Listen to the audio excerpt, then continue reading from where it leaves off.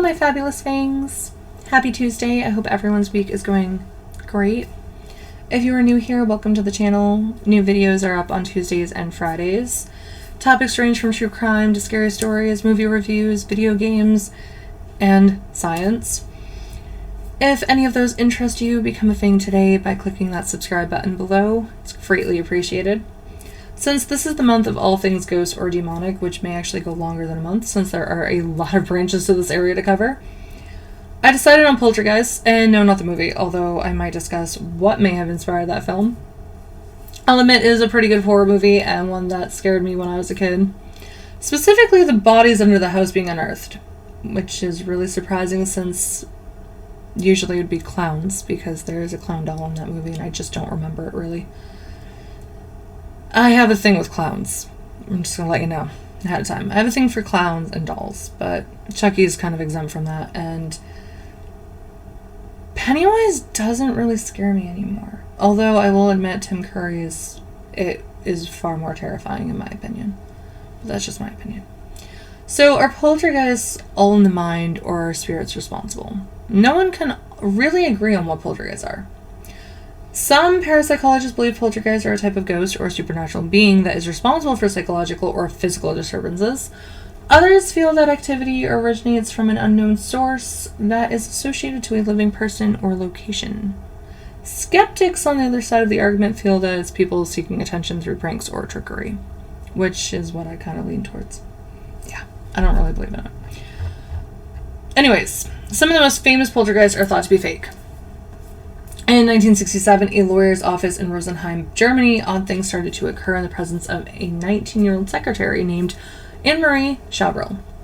Paintings and overhead light fittings started swinging, massive spikes in electrical activity occurred, and fluorescent tubes unscrewed themselves from the fixtures. The speaking clock would call multiple times a minute, and furniture seemed to move on its own. The police, along with utility officials, were called many times.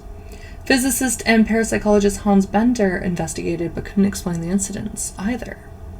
Many believe it was a fake, all due to hidden nylon threads, especially since the incident stopped right after Anne-Marie left the firm in 1968. Yeah, it's a hoax. Anyways, this brings me to the reason for the craft scene behind me. Light as a feather, stiff as a board, could it be explained with telekinesis, similar to poltergeists? Some believe that emotional stress is the reason behind poltergeist activity.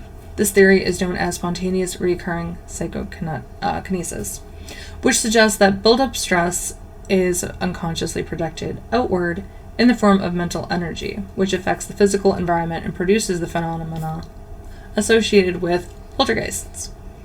There are other beliefs surrounding this phenomena and explaining it with science. I'm going to provide the links to those in the description for you because they are pretty out there and hard for me to explain in simple terms, because I don't even know how to explain them in simple terms. However, there is no concrete evidence of humans being able to manipulate the world around us using our minds. There have been numerous hoaxes and fakes out there who claim they were psychokinetic or telekinetic. One such man, named James Hedrick, claimed to be psychokinetic and was put on the show. That's My Line in 1981, after several successful TV appearances. I'm actually wondering if he wrote a book too, because usually they write a book. He claimed he could move small objects like a pencil or the pages of a telephone book with his mind alone. Host Bob Barker consulted a skeptic, James Randi, who suspected Hedrick was just a con man. To prevent Hedrick from moving the pages of the book by blowing on the pages, James Randi placed styrofoam bits around the open book, as the lightweight pieces would be disturbed if the pages were moved by Hedrick's breath instead of his mind. After a few awkward minutes in front of Barker, Randi, the live studio audience, and panel of judges, Hedrick, flustered, claimed his powers weren't cooperating. Later, he admitted that he was a fraud and couldn't believe how easy it was to fool the public. Yeah, sounds like a great guy. So what exactly causes poltergeists? Is it all in our minds? Is it a hoax or a trick? Or could it be ghosts trying to get our attention? I believe it's something that still needs to be studied, and I'm not sure if the science part that has been hypothesized is accurate or not.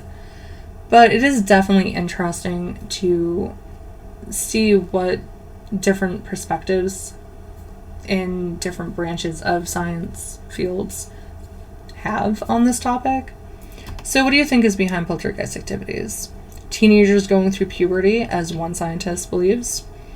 Electrons in our minds, as another claims. Or spirits from beyond the grave.